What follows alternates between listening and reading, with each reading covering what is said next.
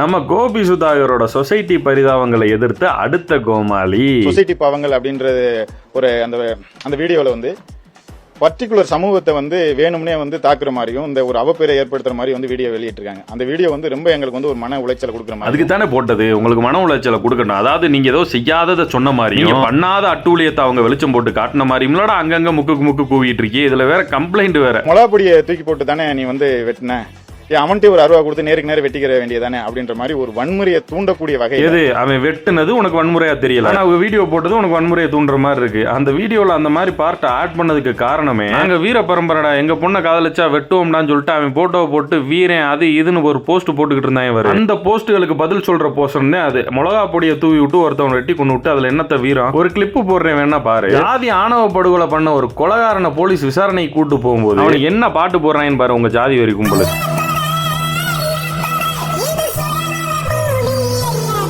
பூமி சுயநலமா இவர் ஐயா துறையா ஒரு மற்ற நபர்கள் பார்க்கும்போது அப்ப இது வந்து வீரம் இல்ல அதுவா இதுவான்னு சொல்லி அதை வச்சு ஒரு கான்வெகேஷன் கொண்டு வர வச்சு. இது முதல்ல எப்படி படிச்சுதான் வக்கீலாச்சான்னு தெரியல. அது முதல்ல கான்வெகேஷன் இல்ல கான்வர்சேஷன். தமிழ்லயே பேசியதுக்கு தப்பா பேசிக்கிட்டு இருக்க தற்கூரி. அது கான்வெகேஷன்னா பட்டமளிப்பு, கான்வர்சேஷன் அதே உரையாடல். முதல்ல நீ உரையாடல்னே சொல்ல உள்ள அந்த வீடியோ வந்து உடனே டெலிட் பண்ணணும். அந்த இந்த மாதிரி வந்து சமூக பிரச்சனைகளை வந்து எதையும் ஆராயாம வன்முறையை தூண்டக்கூடிய வகையில செயல்படுற அந்த பரிதாபங்கள் சேனல் வந்து நிரந்தரமா தடை பண்ணணும்.